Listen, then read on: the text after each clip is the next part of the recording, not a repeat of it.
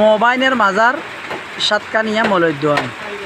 আসলে ইয়ানের ভিডিও আমি বহুত দিই এবং ইয়ানের বিষয়ে যে জানে তারা তো বুঝে না পারে এক একজন এক এক কমেন্ট করে এবং ইয়ানলদি মেইন গেট ইয়ানলদি ভিতরে ইয়ানলদি মাজার এবং একটা দুয়া